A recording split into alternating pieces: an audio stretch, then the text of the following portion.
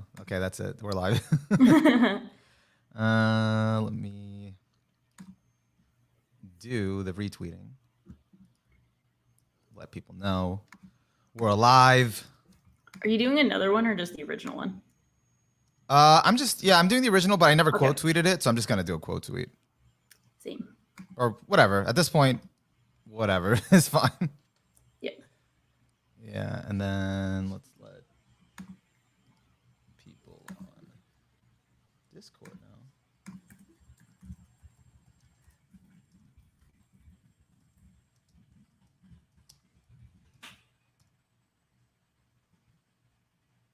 All right, it's done. Eagles won. Good day for Shah. That's what Spence says in the chat. What? In the chat, Spence says Eagles won. Good day for Shah. Yeah, it was surprising, but I will take it.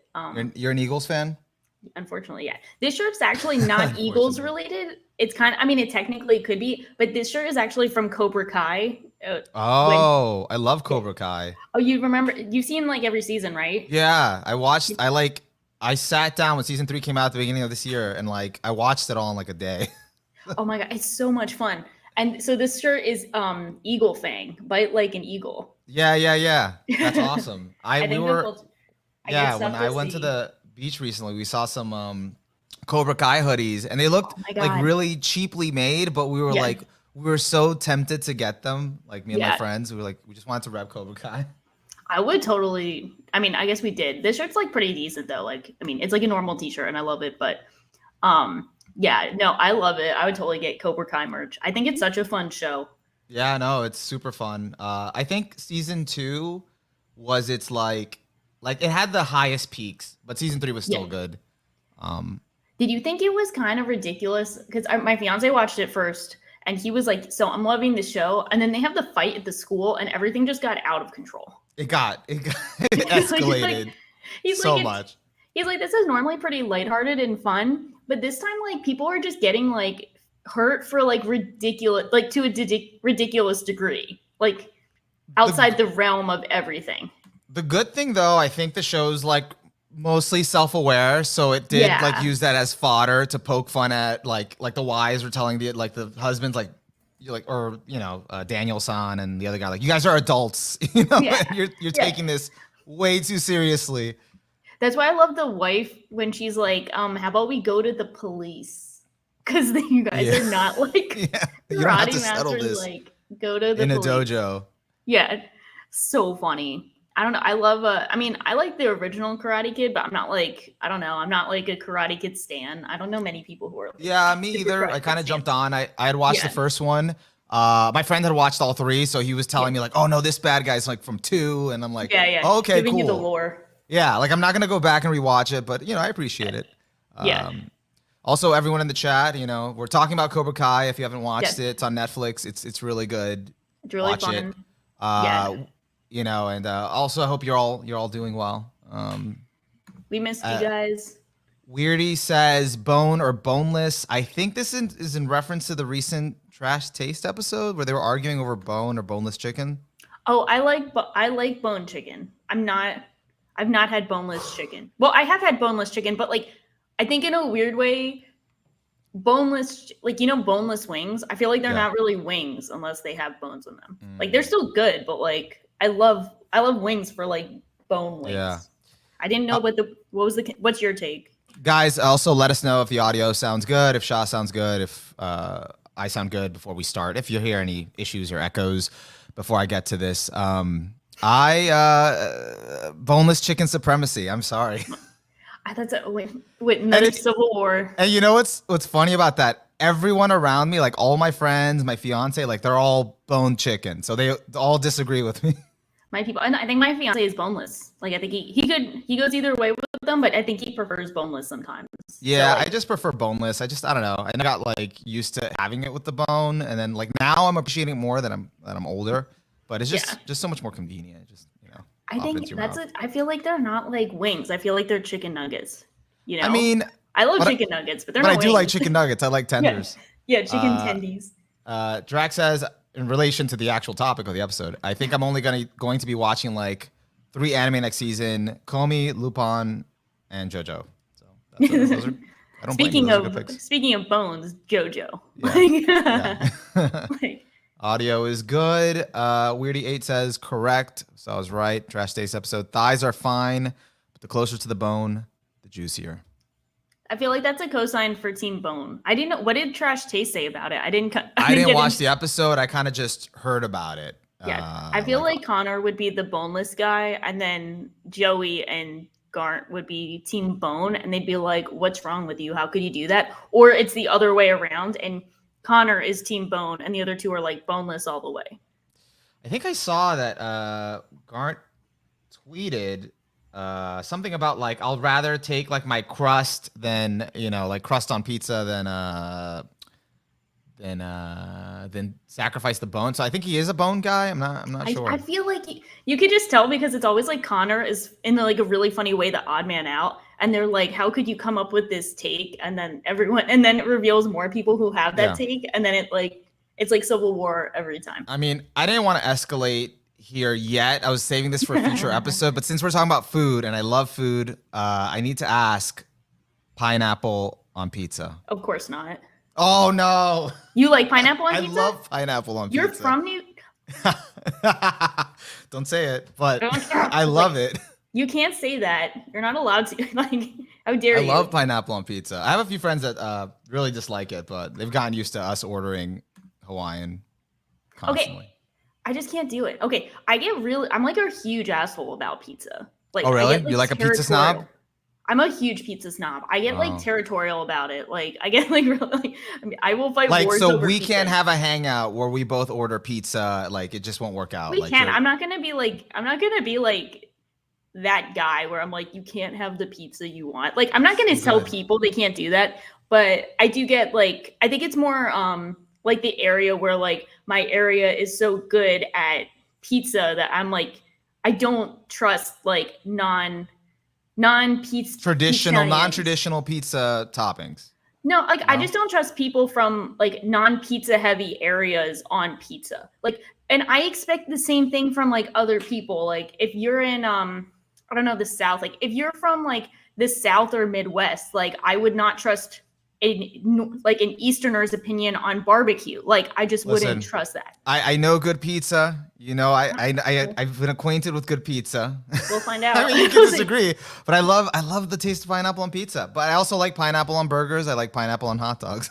I do like pineapple. Well, I haven't tried that. Those are kind of wild. That's kind of out there. Like I'm not gonna like shit on someone for pineapple on pizza, but I will shame you for. I'll shame you for specific reasons that you know of. But if it's perfectly like fine, I would love to have this discussion more in depth while I eat my pineapple and ham on pizza, or pineapple and bacon. Do we have to do a live show like eating pizza? I think we should. Pizza of choice live stream. Yeah, and for people who are like, I mean, yeah, exactly. So this is me.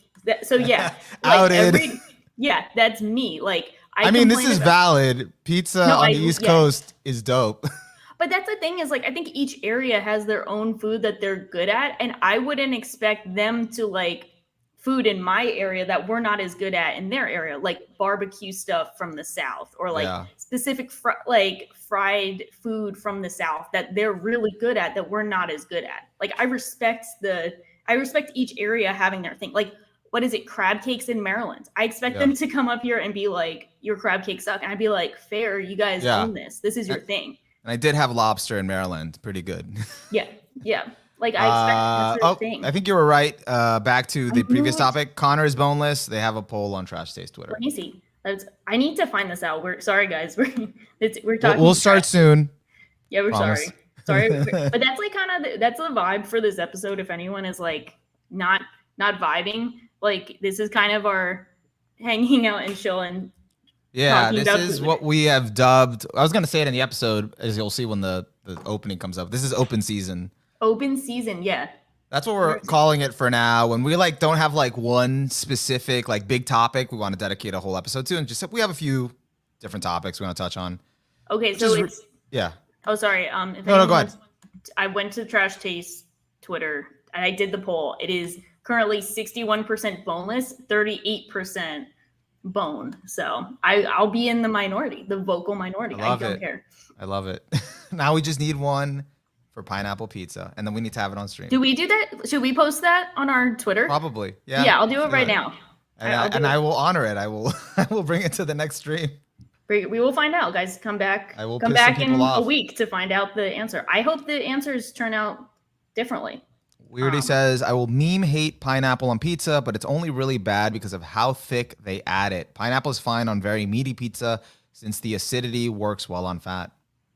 That seems pretty fair. That seems like more a good thought analysis. out than, you know, what I was going for. I just know it tastes good. Especially with bacon. It's good with bacon. Yeah.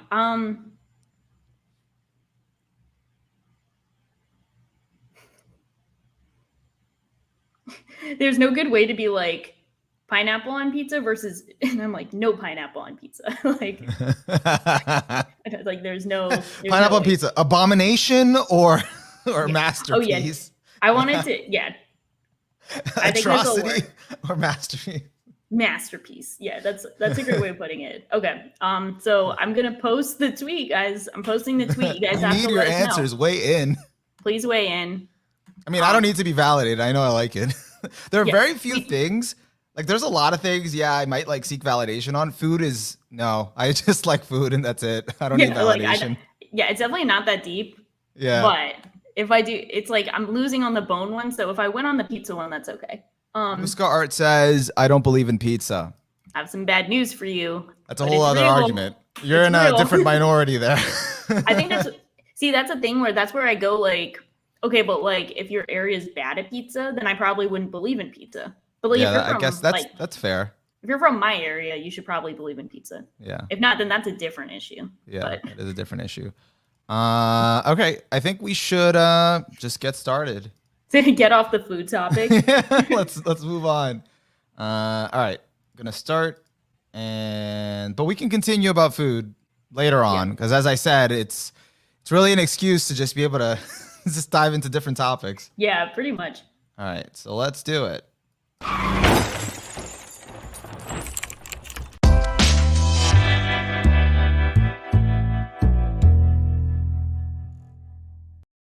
All right, guys, welcome to the Just Weaves podcast. I'm your host, Onimaru, and I'm joined by Shocking. Hey, guys. And today we're here to talk about quite a few different things. I don't remember what they are. What were they, Shocking? Well, I forgot them too because we just had a very long argument over food. Yeah, we had a pre-show right before this for the audio listeners that wouldn't be seeing the pre-show. We were talking about first boneless chicken versus bone chicken, since someone brought it up in the chat, which devolved into pineapple on pizza, yay or nay. So yeah. Yeah.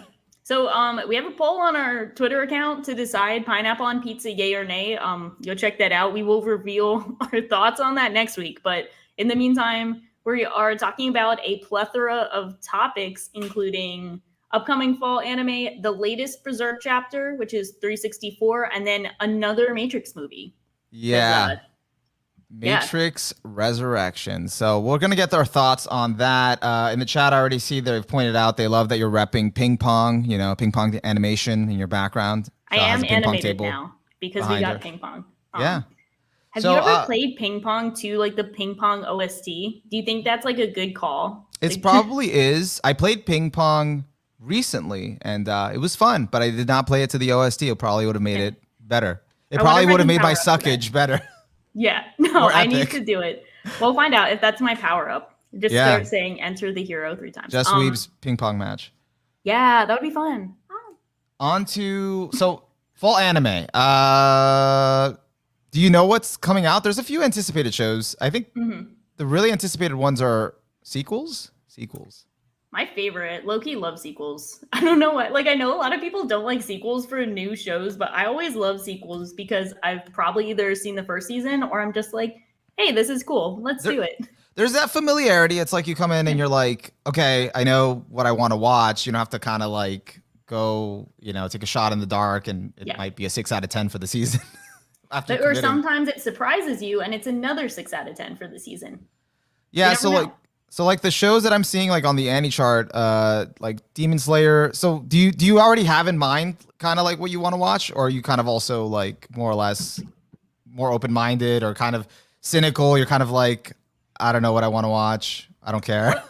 Well, we kind of took the season off by default because there's like literally like 1 or 2 shows. This was also like sequels this season, but there were like just not that many anime produced. I feel like this is kind of when like COVID caught up with everyone, maybe. Yeah. Just kind of speculating on that. There's no that's not based on any like facts or sources, but like I feel like this is kind of when like COVID caught up with everyone. So it was just like the lull in like anime production was this season. So I feel kind of rejuvenated taking a couple months off, keeping up with stuff weekly. So I'm down for the new season. I'm here for it. I'm excited. I think looking at it kind of briefly, there are a couple shows that I was really excited for. I don't know if I'm going to watch everything unless our podcast decides we're going to watch everything, but we want to, yeah. But yeah, there's like a couple that stand out. I know there's like the second core of 86. It's called the second season, but like I think it's really just like part 2. It's like, you know, it's part 2. At least the Annie chart I'm looking at it says part 2. So yeah, I think that's probably a bit more accurate. Which is the same thing for Mushoku Tensei. That's also part 2. Yeah, like those aren't like really second seasons. Like it's, you know, that's like how they were planned. Like that they were planned to have this. So then I was really looking forward to Blue Period. Have you heard of that one? Yeah, so Blue Period, I haven't read it, but I've seen a few things. I know like the premise, and I'm actually like, I didn't want to go and read the manga, so I was pleasantly surprised that it's getting an anime so soon, because I don't think it's been out for that long. And I don't know, I'm like excited to watch it, and it's kind of crazy that it's like the first anime to destroy Netflix jail. Like it's going to be released weekly. Wait, it is? Yeah, it just got confirmed. Wait, I had no idea. Wait, that's exciting. In October, it's gonna come out in October, and it's gonna come out outside of Japan, 1 episode a week. Whoa. Okay, so this is like kind of like a big deal. They're kind of it's a big deal. And that's actually like a sign for maybe JoJo Part 6, which is premiering worldwide in December. That might be 1 episode a week, or they might actually dump all of it. I feel like they're. But because I think it's coming on once a week in Japan. So like, hopefully they do the same, because I can't see them like just, I don't know. I mean, I'll put it this way. People will be watching it once a week, one way or another. Yeah. But hopefully Netflix lets us do that legally. But, you know, one way or another, people will be watching it weekly. So. Weirdy in the chat elaborates that JoJo is monthly, apparently. So it's going to be monthly. What does that mean? Like, so they're going to like... Maybe 1 episode a month? No, wait. Does that make sense? I thought they were releasing it. Like, what do they mean by that? Like, I thought it would just be like the normal, like, once a week. Like, I can't see them releasing 1 episode a month. And Drax, in regards to our second season conversation, or part 2 conversation, Drax says, well, the vast majority of second seasons are prepaid contracts from post-production, so makes sense why they're getting these so fast. Yeah, I think they're just like split cores. Yeah, I feel like they are split cores. They were already like planning... Yeah, I think that's just what's up. I was surprised that Demon Slayer season 2 just was suddenly dropping now in what's it called? Yeah, this season, this coming season. I was like, that just like didn't register for me somehow. Like I knew that Demon Slayer was gonna be like coming out soon, like the second season. But in my head, I'm like, okay, I didn't realize it's then. Yeah, because I feel like we just saw the movie, but realistically the movie had been out for like a bit longer. We just saw it recently because it was more available recently, but that kind of makes sense, I guess. Yeah, what'd you think of the movie, actually, now that we're talking about it? Because I did recently watch it, so that is part of the jarring, like, oh, suddenly season 2 is coming out. I just watched the movie. Okay, not much of a wait. I think it's like, it's like, that was like an interesting experience because, well, I'll say overall thoughts and then get into it. I think it's the Demon Slayer 7. I gave the first season a 7. I gave the movie a 7. I think it's like this very weird case for me where I don't really care about the cast that much. Like I'm not like, they're fine. They're doing their thing. They have their pluses and minuses. I'm here for the whatever they go through, but I'm not really like endeared to the cast. But the series does such a great job of nailing the emotional moments that I still get emotionally invested despite how unconnected I feel to the cast, which is very weird. Because I think we both compared it to like Jujutsu Kaisen, where we're like, in Jujutsu Kaisen, I'm here for the comedy and the slice of life moments, and I like the cast, but I didn't really, at least season 1, didn't really hit with the emotional moments as much, which is like the exact opposite for Demon Slayer, where like I think they nail the emotional moments, but then I just don't care about the cast. Yeah, and for most of it, for what you were saying, is that it's Zenitsu for you. It kind of ruins it a lot. Zenitsu just like, I don't know, like he gets on your nerves, but I just think he's so like he just gets in the way of stuff. Like I don't hate him like deep in my heart. I don't have like deep seated hate for him. I just find him so annoying as like a concept. I'm like, why are they doing this to us? Like, literally do anything else. This is boring. He grew on me, but I get what you're saying. He did. And he did for my friend too. So I think he's like a 50-50, you know, some people are going to hate him, like find them grating. And some people are like, you know what? He's all right. I think of like Demon Slayer as like, how do I recommend this to people? And I think it's almost a perfect recommendation for like an entry level series, except Zenitsu. Like, he's the one blotch that gets in the way of me recommending. It's a hit or miss, so it's a valid, it's a fair reservation to have about watching or recommending the show. But you know, I feel like like you're right on the movie. Kind of like the cast wasn't any different. It was pretty consistent to their portrayal in the show. They were kind of the same, which isn't a bad thing. It was just consistent. It felt like an elongated episode with a lot, you know, higher quality, but pretty much felt like it was still tonally consistent with everything in the show. But now you got to know more about this one specific character who was like really the whole focus of this movie. And, you know, it destroyed some people. Would you be one of those people? I don't know. Like, I felt like part of it was cool. Like, I really, like, similar to you, especially with him, like, but it's also because you didn't know much about him. I didn't care too much about him most of the movie. But then at the end, it was starting to get me. And I was like, okay, all right. They're doing this pretty well. I think it's like also when like, sorry to interrupt, when like the fight is over and Tanjiro is like yelling to the guy like in the forest. I don't want to spoil it, but like when he's yelling, that part gets me. Like his emotional reaction. That performance was phenomenal. Like it was crazy. Like that whole, I think Weirdy said it here in the chat. Definitely peaked in the last 30 minutes. That speech where Tanjiro points out they fight the demons when the demons are at their strongest worked. I mean, like it was just really good execution on that last part. Because some people did come away from the movie even after all of that being like, I still didn't care. So I'm like, and I could see that because again, you only really, this was all really built up in this movie. So I can get if it didn't work, but I thought it did it pretty well. I think it's also, I don't know how you felt about it, but it did kind of feel like the like 3/4 of the movie was like this one subject, and then this like random bad guy just rolls up for the last quarter, and you're like, okay, that's kind of random. So it definitely kind of felt like it's like, okay, here are these manga chapters that they all packed together, and they're like, this is the movie, which didn't necessarily flow as well, but like the last part is the best part, so I'm down for it by default. It's just kind of, it's one of those things that I think if they made it as like a TV series, you wouldn't really notice it as much. Like if that was like one season, we probably wouldn't have the complaints. But like since it's a movie, it kind of felt like this is one thing, and then here's another part.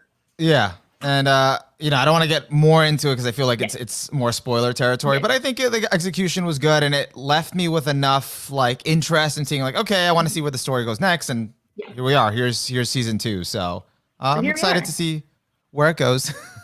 So did you like it more or less in the TV show or around the same? I don't know. Like, I think I'd say like it wasn't like so much more than the TV show. Like, I think just certain peaks were like really, really well done. But you know what? I think it's still pretty consistent with the TV show. Like, what I liked about what stood out to me about the TV show is still sort of what the movie does really, really well. So, I agree. So, are you excited? So, you're excited for season 2. I don't know anything about season 2, but I do know it has Yoshiwara in the title. And every time things go to Yoshiwara, it ends up being good. JoJo fans will confirm. So I have faith in the setting. That we will have peak. I'm like mildly excited. Mildly. I'm gonna be honest.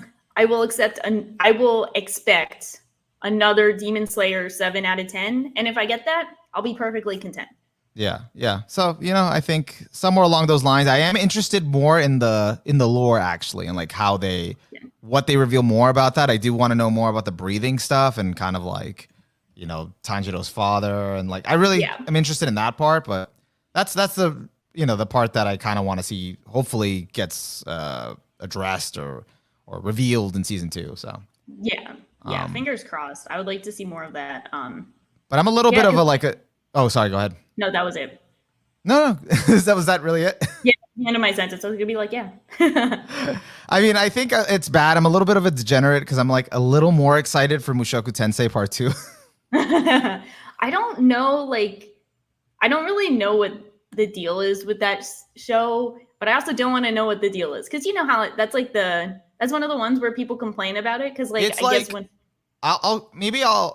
I think I can capture it really easily for you, and for people in the chat, you could, you know, say if there's a better description. But I'd say, you know, you like Monogatari, yeah, and like the discomfort at the same time you feel from watching Monogatari, it's similar. Yeah.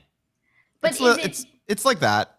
So the question is, though, is it justified or is it unnecessary?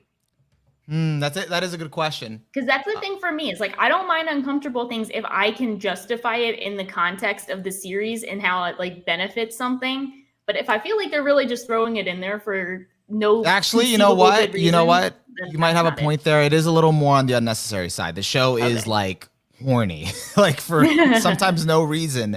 But I've heard from people that have read the light novels, you know, that are further ahead, that it's supposed to start off the main character more from the bottom, like he's like this kind of like despicable kind of person, and like there's really nothing good about him, and so that contrast helps, like, you know, make his evolution or development better, because he's supposed to be someone like, you know, you don't really are supposed to like. But they do say, with a caveat, there are some elements that still could have not been in there. So, because I think it's always one of those things, because if you're getting at the thing I think you're getting at, which is what I've heard from other people, that there's kind of like, I'm not sure if it's like genuine pedo like fan service, or if it's the lolly stuff, or like, I don't know. Like that's what I heard in general, is like, it's not even like it is horny and there's the fan service stuff, but the thing that like was still even unnecessary even later on was the lolly stuff. Like that didn't need to be there apparently. Yeah, but besides that, the other stuff was, you know. Yeah, but like it's one of those things where it's like the way they're going about showing he's a scumbag. Like some people just won't like get over that, because like how would they get over, like how do they just like stop doing that, you know? Yeah, I don't know. It's tough because like what I really like about the show, and someone I think Muscart here says in the chat, is like the world building. It's like it's really good, like especially for an isekai, how much world building they do, and even like my friend got like sucked into it too, and I was like, don't you feel some of it's like a little sus? He's like, yeah, but the world building's like really really good. I'm like, all right, yeah, that's right, that's fair. Yeah. So like, and it kind of ended at a point like because it was all like kind of a gradual progression. Yeah. And where it ended in part 1, it's like, okay, I really do want to see where this goes next. Okay. Minus, you know, whatever other stuff. But if it's, you know, it's probably not for everyone. Like, you know, you don't have to like it if that's just, you know, too uncomfortable. That's a fair way of saying you don't have to like it. And it's no, you do. You have to like it. I saw someone say, imagine if Araragi was an isekai protag voiced by Sugita. Said the magic word, so I might check that out. But no, like you actually got me with world building. I might have to check it out. It's really good world building. I love that, and that's what I want more from isekai series. Is I want better world building. That's not like D&D 101. Like, you know how like a lot of isekai, like we're tired of like the same old thing, copy and paste, and like they kind of mail in the world building and they kind of just throw him into another world, and he is thrown into another world, but the way like he starts off like a baby and grows up, and he's gradually learning about everything else, and it's kind of slowly building from his perspective. That's super interesting, and it just does it really well. And it's like, oh, you don't see that often in an isekai, which I've heard this is like one of the first that like kicked off the modern isekai trend. Yeah. So that would make sense. I heard it was OG. That's kind of cool. And to be fair to the, I know people like, you know, to be fair to the sussery of said series, I just finished watching all of Sword Art Online, so I can pretty much watch anything. I'm like pretty good. Yeah. I've seen like, I don't know if you saw all of like Alicization, like all of Sword Art Online Alicization. Where no, they have, like, I stopped at like episode 10 in part, like the first part. Okay. That's where I stopped. So like It was actually kind of incredible. Like, for the context, I'm not like a SAO hater. Like, I actually spend more time defending. That's what they all say.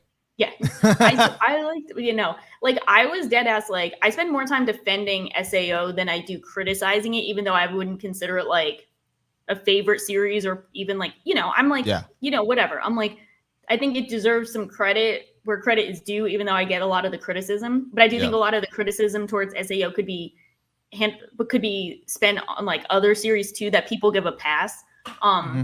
But the last season of Alicization, that was the one that's like, I think it's like 10 or 11 episodes. I've never seen an entire season dedicated to all of the bad parts of a series. Oh my God. Was like literally a celebration of every SAO criticism in existence. And it was the funniest thing. Like, every criticism people have, like the rapey villains, the bad villains, the harem aspects, the OP, like non-explainable stuff. Like, it's like they brought back all the shitty SAO villains throughout the other seasons that everyone hated. And I was like, no one wants these guys here. No one wanted this. The author just doubled down. They're just like, but it was kind of like the Avengers Endgame for SAO villains. And I was like, this is wild. This is kind of wild they did that. But sorry, what were you going to say? I did hear that some of that, I don't know how much of it is true. I haven't been keeping up too much with the SAO, but I did hear that some of that was the studio. Like, the author was trying to remedy some of that stuff, but the studio was like, nah, man, let's add it in. So it's so wild because like it's so weird because it's literally like Endgame where they bring back all of these guys and you're like, no one liked them when they were here the first time. Like, even SAO fans who are like they're on the hype train, they cut at that last season, they're like, nah, this is too far. Like, so it's not just me, it's like other SAO fans I know are like, this is our limit, this is too far. It did have good action scenes though. Yeah. And I get it. I tried defending SAO too. I did like a video like when I was watching Alicization because I thought it was refreshing. It was like, hey, you know, no harem, Yujo, this is nice, you know. And then like 3 episodes after I made that video, it just went back to its roots with like the rapiest episode 10. And I was like, okay, I'm out. It's like, can we stop? Can we just stop? Like, but it is what it is. Bringing it back to Mushoku Tensei and fall anime. I think some people are really kind of nailing it here in the chat that the main character is kind of like pretty similar to the vibe Araragi gives, where it's like a little bit of a contradiction in some respects. Definitely skeevy. Tom does say it's the classic light novel thing, wants to critique something about the light novel genre, but indulges in it as well. But it's more unnecessary than Monogatari. Yeah, that's kind of what I said. I've been kind of looking for a series that does it more unnecessarily than Monogatari, so I'm excited. I have something to look forward to. But I will be curious to hear your thoughts. Hey, maybe we can even do an episode on it. That'd be fun. I'd be really interested. Yeah, it's all about how much I can copium through because even the Oh, that's a topic I wanted to do. The copium. We can make the thumbnail that copium meme. Yeah. But like even in like Umineko has like the main character making like 2 really unnecessary, uncomfortable jokes, and I'm like, dude, why do we have to do this? Like, why do we have to suffer as weebs? Like, why do they do this? But I mean, I can defend it and copium through it more while still, you know, I can push through it. So like, as long as I can copium, that's it. Yeah. Any other shows from the new season that kind of like stand out to you, whether new or even a sequel that you're just kind of excited about besides the ones we talked about? As the since I've been talking about visual novels for better or worse, they're doing this weird thing. Like, so, you know, have you heard of Muv-Luv? I have a lot, like for like a long time, but I don't know anything about it. It's like I know there's a dedicated fan base. Yeah. So I don't know that much. So anyone can correct me if I'm wrong, but it's essentially like what it's really known for. Why people like end up talking about it more is like it was one of like the big inspirations for Attack on Titan. So people will sell it as like, oh, this like inspired Isayama with Attack on Titan. So people are like, oh, like let me check it out. But I know that it essentially starts off like the first game is like a normal kind of like rom-com harem and like military school or whatever with like military mech school. And then I think the last game is like intense like political drama, whatever. So like it's one of those series that does like a complete 180. And I think a lot of people find like the first part kind of generic, whatever. And then the last part, they're like, this is the best thing of all time kind of thing. Yeah. Okay.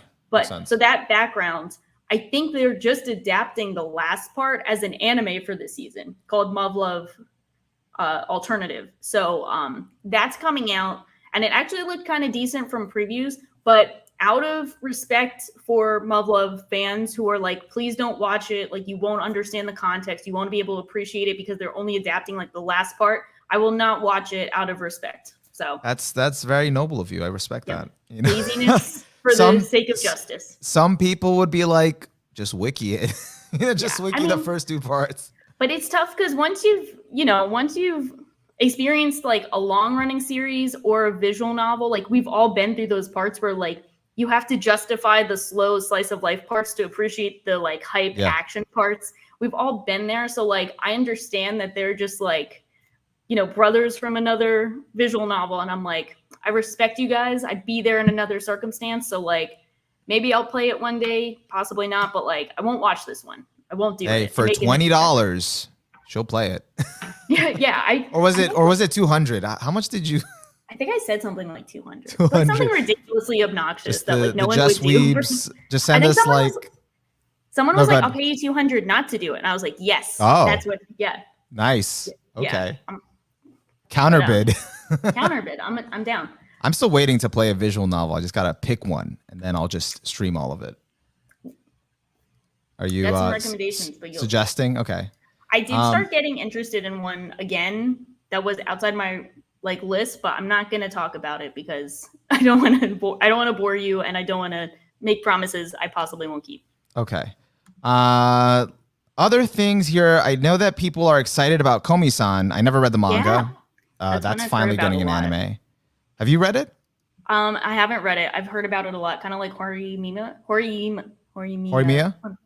Yeah. Like those two I've always like heard about and then never read. But I know this was like kind of anticipated for a while, so I'm excited to see it. But I know she's like a silent protagonist. Yeah, but I hear it's adorable and it kind of like it works well with the cast and all of that and the premise. Like, I think she has to like make friends or something. Yeah. So I might give it an episode too. I'm definitely gonna check it out. Then if she has internal thoughts, like I'm pretty much sold. It's Kaguya. It's Kaguya's voice actress. Yay!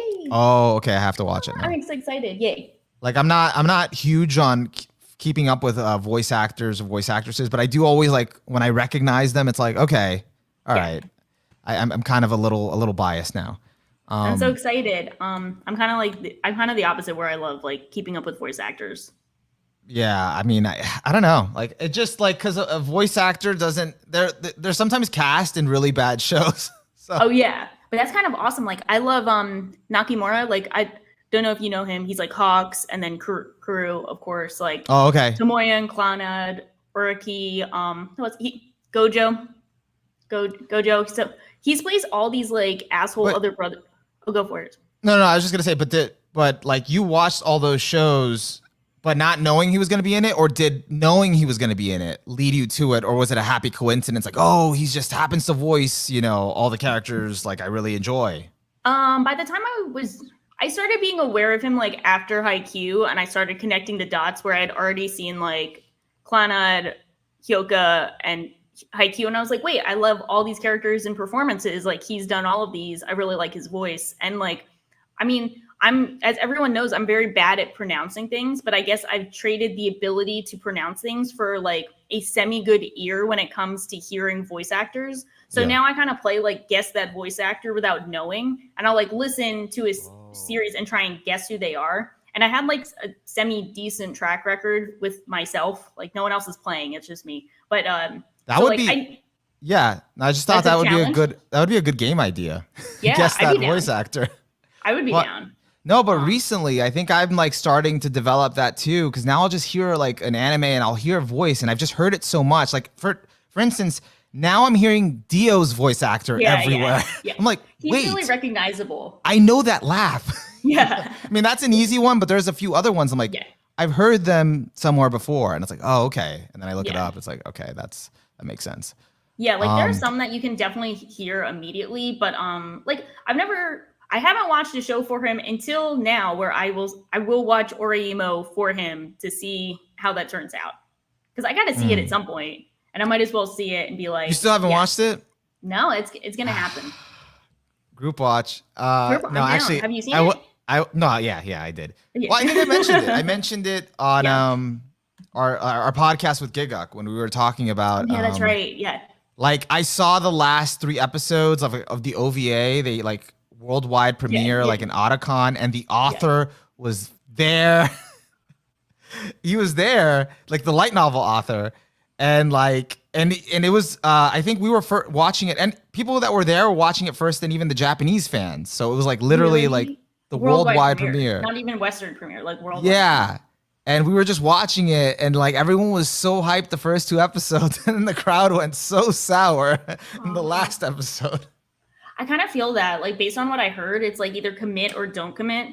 Like I mean, I think at this point, I think it's probably been so memed and it has such a reputation that it won't be that much of a bad watch for you. It'll just be like, okay, I'm excited. You know, checkbox. I saw Eromanga Sensei. So like, did you like Eromanga Sensei? No, but I didn't dislike it for the usual reasons of like, oh, this is like an offensive topic. Like this is so offensive. I just thought it was really boring. So like, I wanted it to be more like, if it's going to be like trashy, I want it to be like fun trashy, not like boring, whatever it was. I'll give Oremo. I think it's fun. So, you'll definitely enjoy it. And it does relate to, before it gets into the part that everyone hates, it's really the otaku life and kind of the lifestyle and doujinshis and kind of all that. So it's relatable to a certain extent. And I love that. And I think the opening is a banger. So like, opening's wins good all around. And I'll see if I'll see Nakamura. Well, I saw him in a really bad role before. He did fine, but the show was bad. But like, I'm excited. What's that one? The one with Onesama, that fucking, it's a light novel, but it's like the future show. What is it? Brother with forget the stupid show. I'll find out in a second. But anyway, we can move on to our another topic if we want. Yeah, no, it's okay. You can look that up. The only other animes, like I have to kind of really sit down and read. There's a few that like are anticipated, but I don't really know much about. Like there's Tact OP. Destiny. I don't know. It's like anticipated, but I don't know. It's about music. I think it says action fantasy music. So hopefully that's interesting. Good. It's just like the thing with new anime. Like I look at them and a lot of them look like generic to me. So I don't know if it's like actually going to end up being good. Yeah. I found it. What was that? It's Mahoka. I forgot it. Oh yeah, I watched that. And you know what? I gave up the like. Damn it, because I don't know if everyone probably knew this except me. Like Mal has an update now where you can sort a voice actor by like the favorites they have for each role, and like his like his 4th most favorite role of like people who have this character on their favorites is Tatsuya from Mahoka, and I'm like, whatever. Like he's the epitome of a Gary Stu, I think. Yeah, so. Like he's like worse than Kirito in that regard. Yeah, I know. Like, he's an actual Gary Stu. He's worse. I mean, there's a better version of him in what's it called? That one that aired like 2-3 seasons ago. The Demon King at like Demon Academy. Yeah, he's a better version of him. Yeah, he's OP as hell. Some of that. But he's fun. Yeah. Platinum End is another one coming out. That's from the duo behind Death Note. I was reading that manga monthly, like years ago when it was coming out, and I just dropped off. So I don't know if I don't know. And I didn't hear great things from what I recall. So yeah, it's here. I might watch it. No, this might be another perfect seasonal series. One where you watch for the season and then you don't pick it up again. Yeah, maybe. Because sometimes manga that are like kind of whatever, they don't make for the best like continuous reads because they go on for so long. Like you don't always want to tune in week by week, especially if there's no end in sight. But this is where the seasonal role comes in, because if it gets like 1 or 2 quarters, like you watch it, maybe it'll be decent, better than expected, worse. You don't know, but it's like you watch this for 12 episodes and then you're done. Yeah. I mean, that might be good. Low commitment. I think actually it'll probably cover all of it because the manga I don't think was that long. I really don't think it was that long. And then ClassFac in the chat says it's like Future Diary. So yes, my favorite anime. My first 1 out of 10. Really?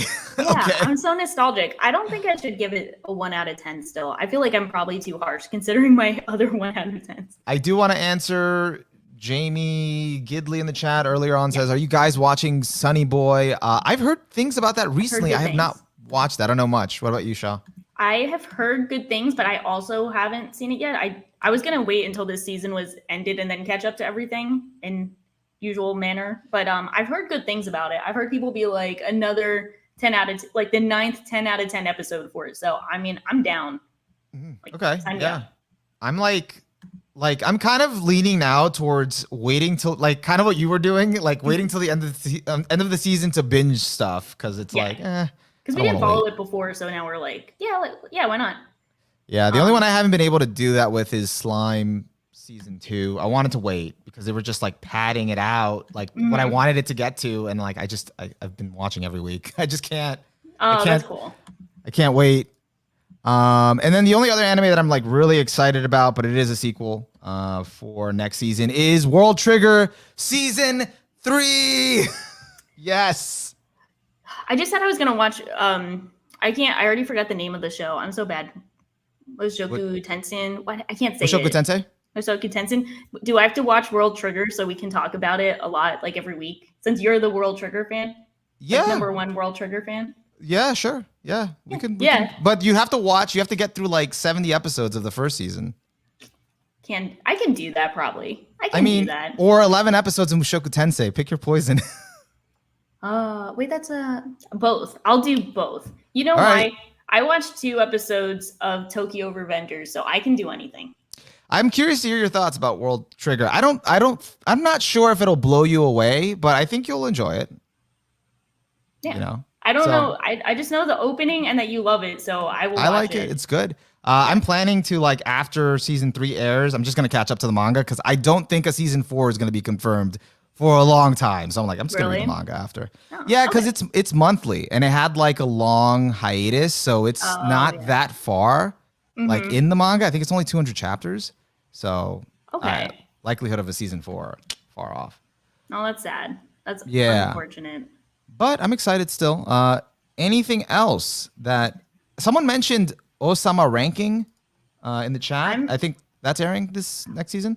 I'm going to be super transparent and pathetic. I am traumatized by the word Osama from that Osama King game anime that was just like really bad and stupid. And a lot of people like it because it's like so bad it's good. But I thought it was so bad it's bad. So every time I hear Osama, I'm like cringe because I think of that. I don't know if I've heard of the game. Oh, is this? Yeah, Osama game was like just dumb. It was like death game, like stupid. Like you can skip it, you're fine. Like Akame ga Kill. It was worse much worse. Like oh my god, that's a low bar. I think like Akame ga Kill is like not that bad. So maybe it's not the best measure, but it's like one of those ones where it's like you know when you see those bad live action horror series where it's like online stuff and it's like you get a text message and you got to do something or you die. That's like the premise of it. Like it's just dumb. Yeah, no, but this is from Wit Studio. They're doing this one. Oh, that's why. Let's see. I don't know anything about this. The story centers around Boji, a deaf, powerless prince who cannot even wield a children's sword. As the firstborn son, he strives hard and dreams of becoming the world's greatest king. However, people mutter about him behind his back as a good-for-nothing prince, and no way he can be a king. Boji is able to make his first ever friend, Kage, a literal shadow on the ground who somehow understands Boji well. Kage is a survivor of the Kage assassin clan that was all but wiped out. No longer a killer, Kage now makes ends meet by stealing.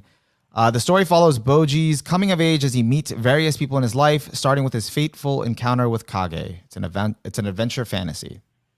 Huh. I mean, that kind of just sounds like I don't know much. Like it kind of sounds like you have to kind of watch it to see how it unravels. Like it doesn't really tell you much. So and the main character's design, like he's like a literal baby. I have to be honest here. When I see designs like that in a show, I'm instantly turned off, and then I just don't check it out. Yeah, because I could either see it being like super artsy and I check it out, but like I don't know. I'm gonna judge a book by its cover on this one and wait for the. If I hear good things, I will probably catch up later. I do see there's a Blade Runner anime, and what else? Yeah, I don't know. I think it's mostly the sequels. I am excited for JoJo Part 6. Are you? I'm stoked for JoJo Part 6. It's one of my favorite I was gonna say one of my favorite JoJos. one of my favorite JoJo parts. I'm excited. I think it should be. I mean, I really hope they do a good job adapting it. It's been a while since I read it, but I'm excited. If they do as good a job as they did with any of the other parts, I'll be satisfied. I'm hyped. So. Yeah. I also want to point out Ginger Frog in the chat said, anyone notice that there are 6 mecha series scheduled to air next season? 86, Sakugan, Love Love Alternative, Kyokai Senki, Megaton Q, Musashi, and Gyukakuten Sekai no Denshi Shoujo. Mecha Resurrection? Mecha Resurrection. All right. Yeah. It's been a while since we've gotten a lot of mecha in a season. I didn't even notice. So that's pretty cool. Yeah. But yeah, I don't have much else to say on this one. It's kind of like, sort of, I have to check out quite a few. Most of them are going to be sequels, and then I'll just kind of play it by ear according to whoever recommends something. But I think it's a good time to move on to Berserk. Well, the end of Berserk. Should we start that? Should we save that for the end for spoilers? Maybe. I think most people here, because we are going to talk about spoilers with Berserk. So maybe we could save it for the end. Should we see, does the chat, yeah, we could save it for the end. I was just thinking that off the fly, but if the chat just wants to hear us talk about Berserk, then we could do that too. So whatever chat wants. People are mentioning in the chat Sakugan. Is that on here? Sakugan. But yeah, definitely let us know in the chat if you want us to save Berserk till the end in case you're not caught up on it, don't want spoilers, because we can just jump right into the Matrix and do that. Yeah, because I said like resurrection of Mecha. Yeah, it was such a good transition, but I'm like, it's like the third thing, and I'm like, it's so good. Speaking of resurrection. Well, actually, you know what? While the chat is weighing in about the Matrix, did you watch the trailer? Of course you did. Yeah, I mean, so like the Matrix is like possibly my favorite movie. The first one, I really love the Matrix. I don't know, like it's tough to pick a favorite movie, but like it's definitely up there. But I thought it was your favorite movie, or like did something else kind of come out? That I don't know. I don't know. I think it is. I think I'm gonna stick with it. I'm just not as assured because I've been such a weeb for so long that like I never took like live action stuff as seriously as I did weeb stuff recently, because like no one really cares about it in like general. Like no one's like. I mean, I do. Know. I care. Well, yeah. Like most people, like I need to become like a cinema head and like actually take it seriously and watch like tons of movies. But like I think the Matrix has influenced me the most in terms of like preferences and taste with stuff. I'm gonna say that. I'll say that. And disclaimer for anyone in the chat wondering, like, that's not anime. What are you guys doing? Well, anime adjacent. There was the Animatrix. Remember, it does exist. It exists in the pantheon of anime. Marginally, yeah, like slightly. And the Matrix has always been like very like anime adjacent because it's heavily inspired by Ghost in the Shell. Like the Matrix, like I don't know what they're called. The thing, like the green things, the green letters that are like the thing that's like inspired like straight from Ghost in the Shell. So like it's probably one of the most weeb live action movies you can get. Yeah, before weebs were even a thing in America. That was the precursor to weebs in America. People who like the Matrix.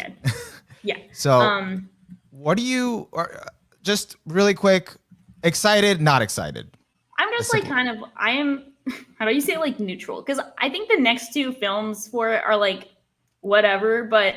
To me, it'll always be like the Matrix first movie. Like that'll just be it as like an entity. And then like, if there's anything more that's cool, I'm down to see more Keanu Reeves. And I think they have Trinity. I always loved Trinity. I think she's such a like badass in like such a like low key way. Yeah. I think they have her back. So like, I'm down for them to come back, do some badass action. But like, I have no expectations. I'll just put it that way. I mean, the one that was iconic, that revolutionized things, was the first Matrix. Like, the other 2 came out. I was too young to even understand what was going on in Reloaded. And then the last one was like, cool.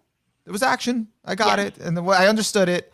And then I barely remember it. But the one everyone like goes back to is the first one, like you said. Yeah. And that's fair. I felt like before watching the trailer, I heard like, oh, they're just milking this. Like, they're just bringing it back, whatever.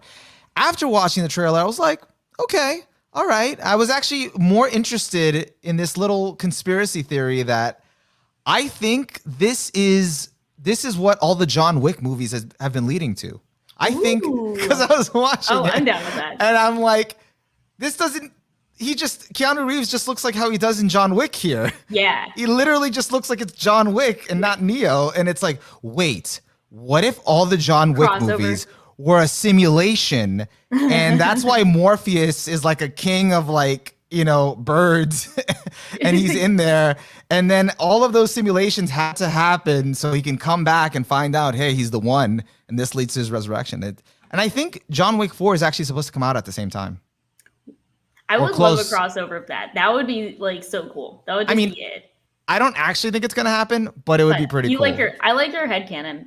It's like I think we have to give Neo like an outlet to actually like go and kill people and do some stuff, and then simulation. So yeah, I think it'll be either like a really cool like follow-up movie, or it'll be like the worst in the series. Like it'll either be the second best or the worst, and there's like no middle ground. I mean, it's not going to be the first one. That's pretty much. You can't recapture that magic. Well, it's tough to beat the first one, also just in terms of impact. Like there are so many terminologies that we use that are just like pop culture has just been so influenced by the Matrix. Like the whole concept of red pilled and blue pilled. Yeah. Unfortunately, a lot of like very weird aspects have been like taken from the Matrix and like a direct counterweight to like how they meant to like red pill, blue pilled stuff. Like, but like I did like in the trailer that he was just taking all these blue pills. I'm like, oh, I see what they're doing. I see what they mean. Yeah. So there's just been so much that's been influenced by the Matrix in a cool way, but I think it's just kind of impossible to get on that level. It's kind of like, to me, it's like the ultimate turn of the century film, like ultimate turn of the century sci-fi film. Were you, and I agree with that. And it was like right about before the 2000s, 1998? 1999 or 8, yeah. Or 7, yeah. Were you sad or sour about, discount Morpheus in the trailer? Yeah, I mean, like, it's not the same. Like, get him back. It's not the same. So it's not the same.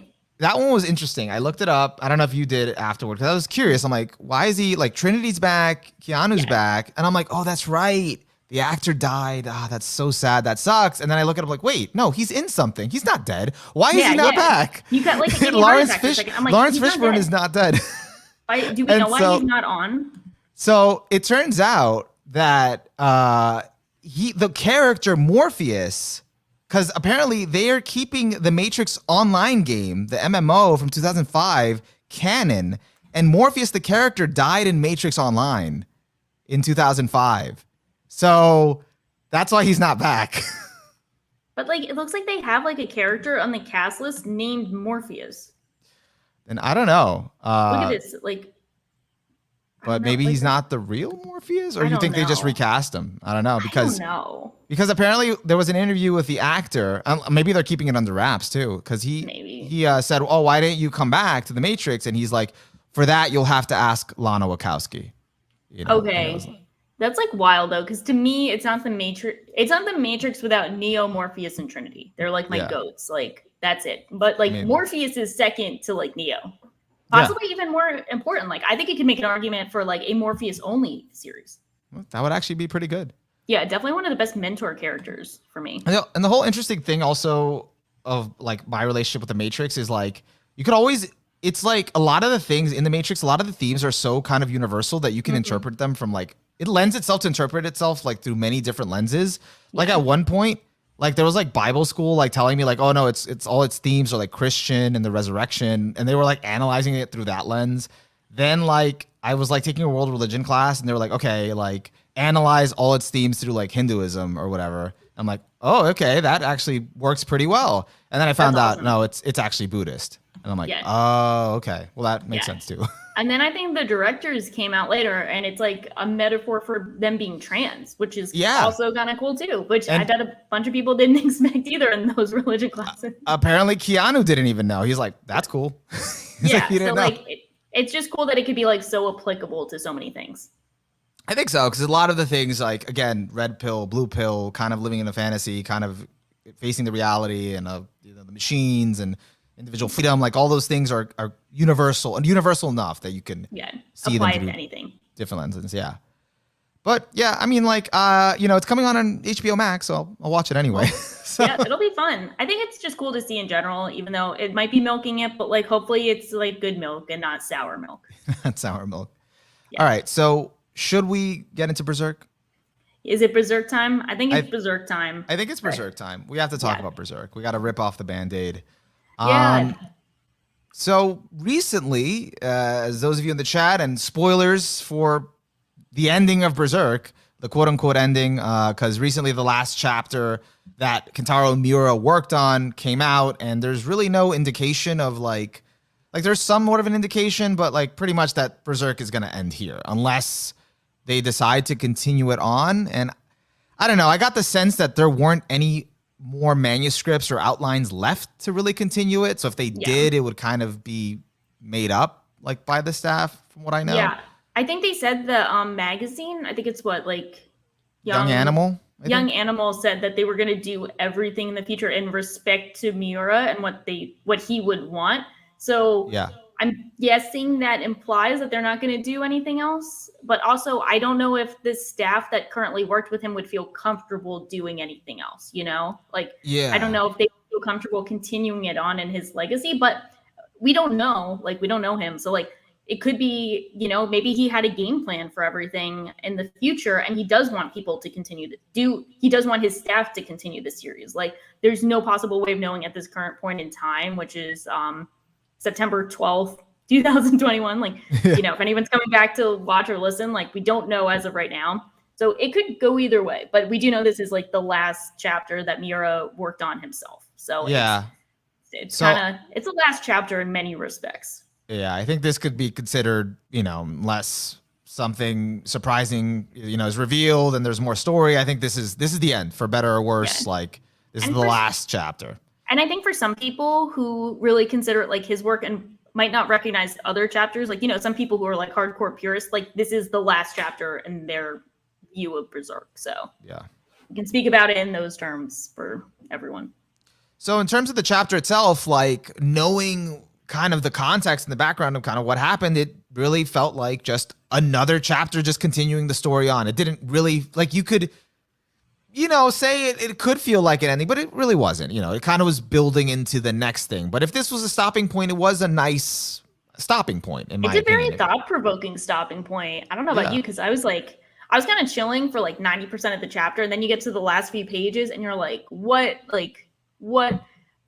I mean, it was awesome, but also it was so like bittersweet. I don't know if you felt like that, but it was so bittersweet because like it led to such a cool development that a lot of people had speculated on for a while, which we'll get into in a sec. But then it kind of just ended on that. So then you're like, but I want more now than I did before. Yes. Like, I want so much more now to see what's happening. But that's why, like, yeah, go ahead. No, sorry. Like, I had seen an article before I read the chapter, like just a headline saying, oh, you know, Berserk ended on a happy ending, you know, that fans wanted. And I'm like, okay. And I highly doubted that. And I went to read it and I'm like, yeah, no, this is not what you'd call any sort of an ending. This makes me want to know more, you know, and, but like the whole chapter was like lighthearted. I had Guts theme, by the way, looped in the background as I'm reading it. You know, I just felt like, so glad I got introduced to it this year. And everything was just like, so like, you know, contemplative, kind of like lighthearted with everything going on. And I knew it wasn't really a stopping point because, again, you know, this isn't really their child. It's not really like the baby, you know, the kid in it. So it's not like, you know, they're all together and they're all happy. Obviously, there's more at play here. There's an implication of he's either Griffith or he's something. And there's things aren't really resolved, and obviously they're not going to stay on this island. So I was like, okay, you know, but once it gets to the end and you see kind of like, I did think that development more or less was going to happen. Because I did think Griffith is in some way tied to that child, but the emotion though, I was not expecting. Yeah. What the like source of the child, I guess it's kind of tracing it back. This was like, you know, Casca back in the day, the golden age, back in the golden age, Casca and Guts had sex and then she was pregnant. And then when she was raped by Griffith, like, I guess the embryo got corrupted or something and turned demonic. So she gave birth prematurely to this kind of like weird demon blob looking thing, which ended up being the catalyst for Griffith's resurrection and back onto the mortal world after he became the God Hand.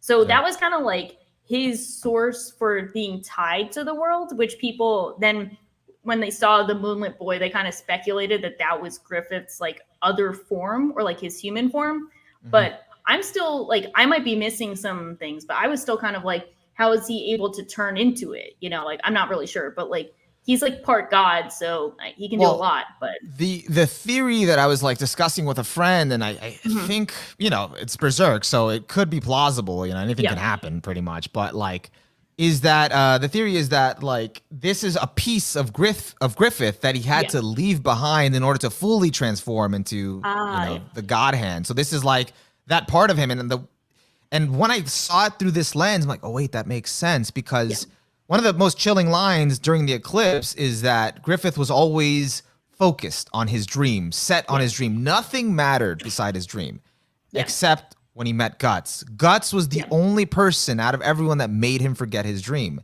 And I felt like listening to kind of the last words from the child Griffith at the end of this chapter, like I wasn't sure what he was saying. Like he was like, you know, when you wake up from a dream, you feel like this longing and like, I don't know, tears vanish from your face like the morning dew or something along those lines. I'm like, I don't know what he's talking about. But then when I looked at it from that lens, I'm like, oh, maybe it's like that is that part of Griffith that like that warmth of being around the friend, like Guts and Casca. Yeah. That he had to discard. Like his literal humanity that he discarded. Yeah. So like, yeah, I could definitely see that as like the humanity he discarded that tied him to Guts and Casca that like he had to leave behind. And that part of him is commenting on how like, you know, this is like, you know, you dream of like having that camaraderie and friendship, and then you wake up from that. And, you know, Griffith's whole character is kind of built around dreams. Even his new city is built on dreams. It's all a dream of like normalcy, complacency, safety that's, you know, only established by, you know, bread and circuses of like the battles they have in their hidden coliseum. You know, like there's a lot of dreaming kind of covering reality, or like using that to overlook reality. And I could definitely see that being like, this is the human part of Griffith that he had to leave behind in order to continue on as like Griffith the ruler or Griffith the God Hand. So I could definitely see that. And it could also, you know, a lot left unsaid, but it could also be like a weird kind of like fusion where it's like still like partly their kid, but like Griffith, that piece of Griffith is in it, or maybe it's all Griffith. I don't really know. Yeah, but they said that it also brought Casca, like it helped Casca, like it also helped her like kind of overcome some of the pain in her heart. But what I was thinking about like at the end of this is I was like, okay, I can't even imagine what would happen next in the next chapter, because like I don't know what kind of emotion both Guts and Casca could feel towards Griffith right now in their current state. Like I don't know what it would be like. It's tough because it's so loaded, you know, like with so much stuff. Like they're in the process of healing, but then this happens, and it's like it's really conflicting emotions, you know.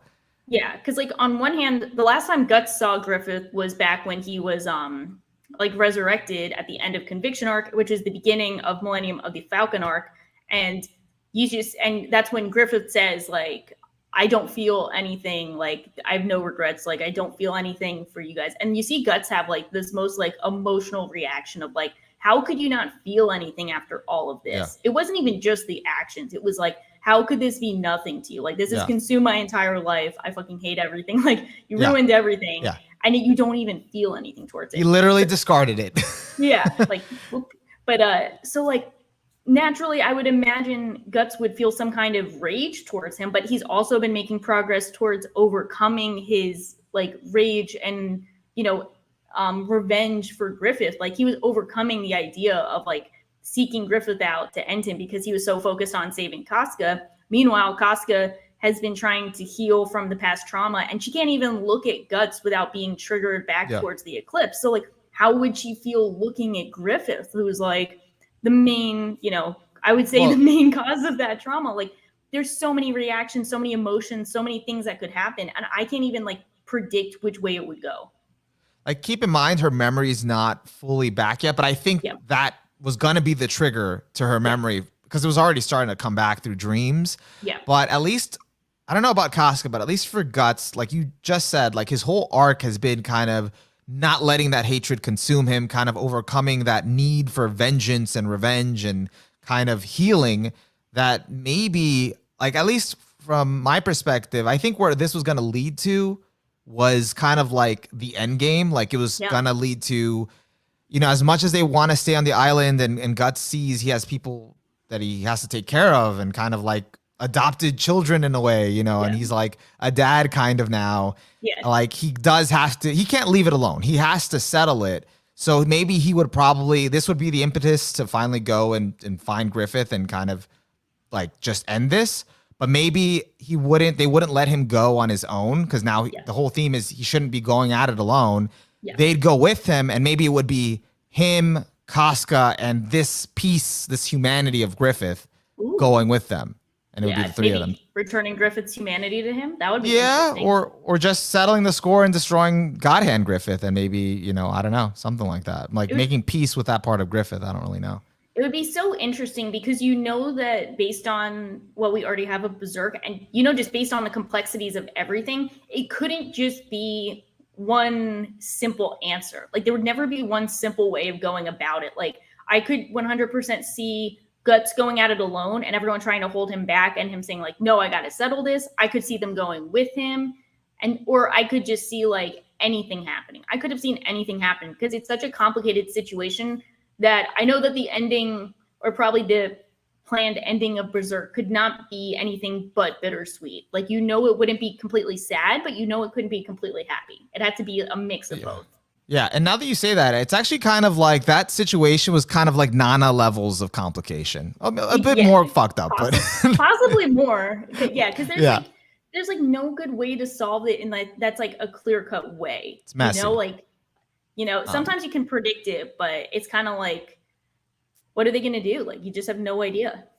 Tom does confirm in the chat. Miura stated he was 70 to 80% done, and Guts and Griffith's confrontation was what was going to happen next. So I think maybe this was all building maybe to that end game. Because if you think about it, since the eclipse, this whole journey has been kind of like, like sort of like a detour, like, you know, him kind of really coming to terms, or really, well, like being consumed by revenge for most of it, but like then kind of trying to heal and finding other people and kind of learning to trust again and all that stuff. So, and now with this reinvigorated like strength and like motivation and meaning, going back and settling it. So, I mean, I always thought of, I remember hearing one theory that Guts would become the next like Skull Knight per se, kind of like, you know, kind of embody that.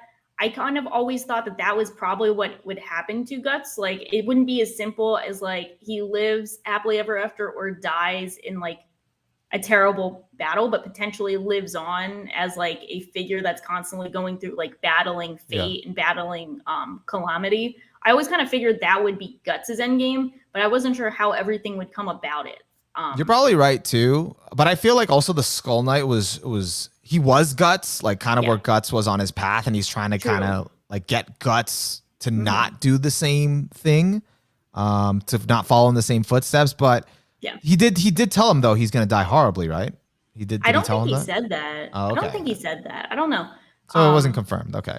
No, because I think it was kind of like if you continue down this path of like relying on revenge or using this like using the Berserk armor, like you'll cease to exist kind of thing, like he did. But I'm not really sure because there was a lot of loaded context between Skull Knight and Void, the skeleton dude, the skeleton god hand guy. Yeah, like there was a lot unspoken between them, as if like that dude was kind of like Skull Knight's Griffith per se, kind of that kind of dynamic. I mean, not literally, but you know, they had that kind of thing. So there was a lot, just like a lot of world building, a lot of kind of like not like subplots, but a lot of threads to tie up that could have been addressed, that could have impacted the end game.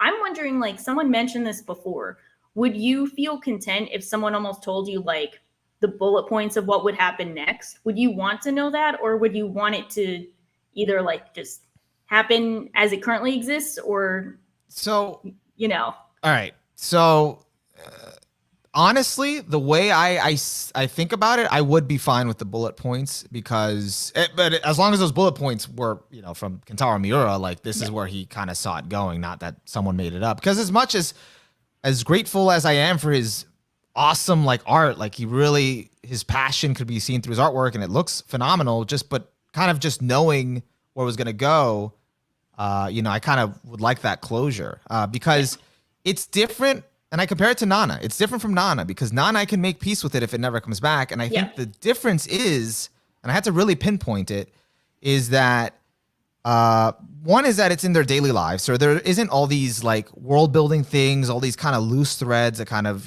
need to tie in. It is about Guts and it is about Casca at the core, but there's also all these other factors that kind of tie in and make it interesting.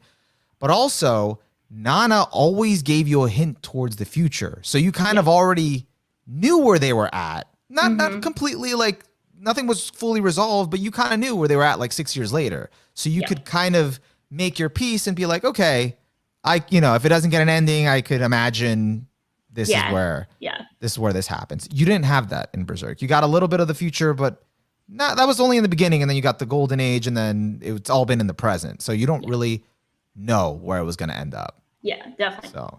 We genuinely have no idea. Like, I could speculate a bunch for Nana. Like, I could probably guess what would happen, and I think it could that's probably what would have happened. But I'm really content at like where we're at too. Like, I'm just content.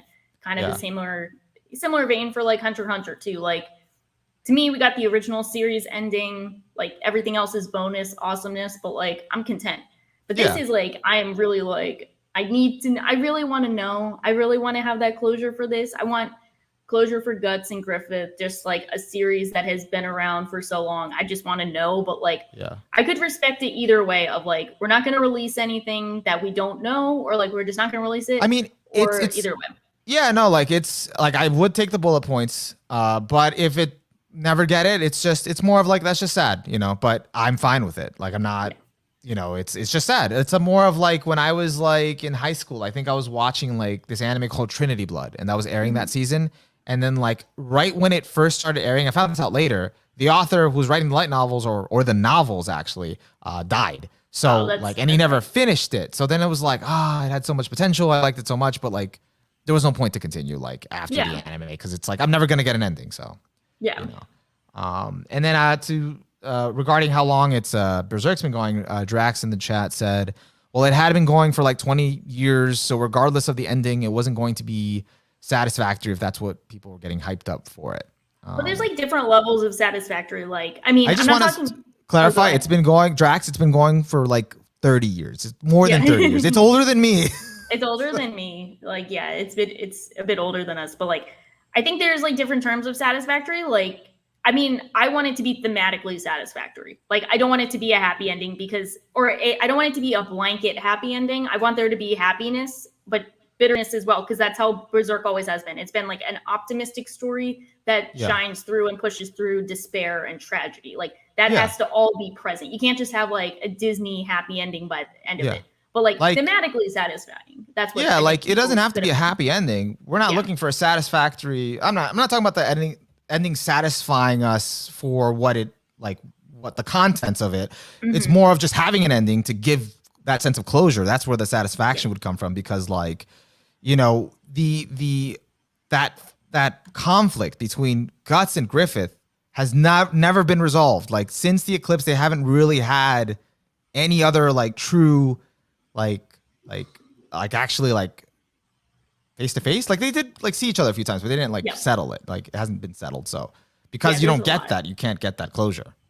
Yeah, exactly. Like, and the curiosity in me does want to know, but like, I mean, some of my favorite endings are not happy endings. Like, I mean, think my favorite anime ending is Cowboy Bebop, which is a very satisfying ending, but it's not a happy ending. It's like a very not happy ending, but it felt satisfying for the overall series and what they were going for, especially with Spike's character. So if they did something along the same vein of like something satisfying thematically for Griffith, Guts, Casca, everyone, I could be totally behind that. Yeah, I mean, I know, like, I personally like to. I mean, a lot of people like happy endings, so I lean towards happy endings. But I could see the value in, depending thematically what it's trying to say. Like, hey, I love End of Ava, and it wasn't like a happy ending. Well, some argue that it is like a very optimistic ending, but there is like bitterness to it. It's it's a cynical like kind of happy ending. It's more of like, it just has a sliver of hope to it amidst the fury and the chaos and the end of the world. In a similar vein, I think that's the kind of ending that we should have for Berserk. Yeah. Tom says, a popular theory is that the Band of the Hawk as are spirits from the abyss, where everyone who is sacrificed or uses a behelit will pull Griffith into it. That's interesting. I could see it. I would think that would be a good thematically conclusive way of like Griffith sacrificed all of them, then they kind of take it back. Like he sacrificed everything for his dreams, and this is the cost of that. Yeah, you know? I could definitely see that. That'd be pretty cool. Yeah, I would definitely love to hear like a lot of cool ending theories that people have. Like if people have ending theories that they want to let us know, like let us know. I don't know if you want to hear them. I want to hear them, but I'd be down. I just feel like we'll never know, but you know, that's a really cool theory. I never even thought of that, so I'd be open for that. But how would you feel then, taking it to more of an extreme, if someone came out with Berserk Requiem? Oh, stop! That's so offensive. I think that would actually be. So it depends on the context of like if someone makes like fan fiction ending of like how I imagined Berserk, as long as they put the utmost respect on Miura and say like, this is how I imagined it, like, you know, take it or leave it, whatever, fan work, whatever. Yeah. That's totally cool if someone wants to do it. But I think it's all about the tone of like, I'm not correcting it or I'm not like finishing Berserk. I'm just making fan fiction of my own ending of what I would have liked. If they do that, totally fair game. But it's totally different because again, at least with Attack on Titan, that pissed people off. So you know, Berserk. Like I don't think anyone's pissed. Everyone's just sad. Like we're all just like sad. Attack on Titan Requiem. Like you get the sense that a lot of it was made out of spite of like this is the ending that the fans deserve and. You know, based on who you ask, it is the ending that some fans deserve. And you might have gone full circle on that. But we could talk about that another day because that's just kind of like a very like ridiculous, funny topic. I'm so interested to just be in on it, but I've just been holding out so much because I do want to see it animated. Like if I always have the choice of whether I can see this animated, I do prefer things animated. You know, no beef, nothing against manga, but you know, I'm like if I can hold out, I'll hold out. But you're missing a lot of the tea. But if it's for holding out. You know, I'm doing it for Haikyuu too, even though like my friends have all finished the Haikyuu manga. They already know. And I'm just like, ending. That's a great happy ending. Haikyuu they told me that it was phenomenal. They were like amazing. Best I mean, they're the ones that got me into Haikyuu. So yeah, I know what you mean. I do think, I have jumped ship for a lot of anime onlys to read the manga, and I think it's worked out like every time. So here's the thing, and I've mentioned this again. I think a few times on previous podcasts. It's because I know that once I read the manga, I will have no investment in the anime. Like I just won't watch it because I love both. Because like I really like only now I'm appreciating more of like the medium, like just kind of just not just seeing it as just a good story, but like like how they adapted and how like you know those things were executed. This was executed better. Now I'm coming around to that. But back then I was like more of story. Like that's the biggest thing for me. And now that I know the story, it's like, why am I going to, you know, rewatch it? And I go on to the next thing. So I do know what you mean because I do love like re-experiencing stories, especially differently. But it can be tough to be motivated when you're like, I've seen this already. Because I'm trying to get back. Oh no, sorry. No, finish your thought. Because I was like one of the next series I wanted to consume is that light novel series, Hakomari. It's like the Zero with Maria. What's it? I mess it up every time, but it's got like where'd it go? I'm going back to Mal. It used to be really high up, but now it's like not. Okay, it's a full title is in English, The Empty Box and Zero with Maria. Like you've probably seen it. Like you probably seen have, it, but probably have. But I read the first. There's 7 light novels. I read the first one a while ago. Then I started the second one, but now I want to go back and like read all of them. Mm-hmm. So I'm rereading the first one, but I'm like so tough to motivate myself through because I'm like I already read this, but like I need to read it because I forget everything that happens. But it's so tough to motivate yourself. Yeah, and I typically don't rewatch things. I've noticed that about myself. I'm like, I don't really ever rewatch things. And it's like, what makes it tough about that is like, I'll forget about it. So then when you want to bring it up, especially if it's in the pop culture kind of like, or, you know, like it's always referenced, like, I don't remember what happened. I know it was good. I remember the feeling, but I don't remember the plot points, you know? Yeah, exactly. So that's the other part about rewatching. So it's interesting. Yeah. But I think we're going to end it here, you know, because I gotta go. We both gotta go. So in terms of Berserk, I am like sad that we won't get an ending. You know, hopefully, you know, there was more to it that like we don't know about and they can continue. But if it wasn't and that was kind of it, then it is what it is, you know? So I will have fun speculating on what could have happened next for a while. I think that's like a lot of like yummy food for thought to speculate because there's so much that could have happened. So I'm glad they leave us with a lot to think about, but it is sad that we don't know for sure what will happen. Yeah. And you know, and I think everyone, it's still like such a good manga, like such a good experience. Like when you're reading Berserk, I feel like it transports me like somewhere else, you know. And it's just so thought out, so thoughtful, so like, you know, kind of really introspective, but also like just addresses really important topics, you know, about the human experience even, that like I think even if it doesn't have an ending, it's worth checking out. Do you think you could call it the best manga of all time without an ending as it currently stands? Yeah, I think so. I mean, Nana is no, I'm still holding out hope for Nana, so I'm not going to put it in that category. Yeah, we don't want to put it in that category. Yeah, but I think so. I think it's definitely really high up there. I think you can't overlook Berserk even without an ending. You know, it's just so influential, and it does what it does so well, and the art itself is so good. So yeah. So, I feel like kind of an asshole saying this because it's like I don't think I have it as my number one manga just because I think I have Haikyuu, which is like a series that impacted me more. But like, if we want to pick if we want to pick one manga that represents the manga medium, I'm going with Berserk 10 out of 10 times. That's just that's just it. Especially if you're like, you know, because the thing is also it's not to continue the topic too long, but like sorry, we were just no, it's okay. We promise. But it's also like. The thing with Berserk is it doesn't fall too much into like it's different from a lot of other anime and a lot of other manga. Like it is really leans into the dark fantasy aspect and its own thing, that it doesn't fall under the trappings of what we were talking about earlier that either makes us uncomfortable or be like, why is this there? Or this is unnecessary.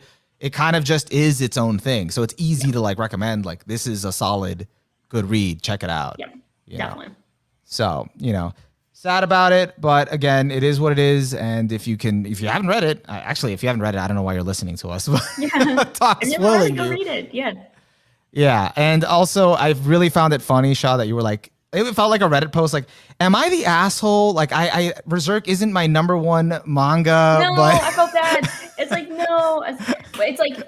I feel bad saying it. Like I feel bad saying it. It's just like conflicting feelings. I mean, it's not like my number one, but I still like respect it a lot. And what's my number one? Yeah. I think it's Great Teacher Onizuka still. As a manga? Yeah, I think so. Oh, okay, that's a cool pick too. But I haven't like really sat down and like, because I haven't like I've read too many weekly manga, not many completed manga in a long time, and just really thought about my favorites. Yeah. Like again, just coming up with my top 10 anime was hard. I gotta revisit the manga. Guys, get ready for the manga arc. Yeah, that's coming up soon. Not too soon, but eventually. Yeah. But anyways, guys, we're gonna leave it here. Thank you so much for joining us. It was super fun. We're not taking a break. We will be back next Sunday. Promise. If not, blame it on Shaw. No, I'm kidding. Yes. It's mostly me. Anyways, guys, if you like the podcast, let us know in the comments. If there's anything you want us to cover, interested in hearing us talk about, definitely give us a like and subscribe if you haven't already. Besides that, you can catch us on our live streams or the audio version of the podcast. And besides that, as you know, we're just weebs. I'm gonna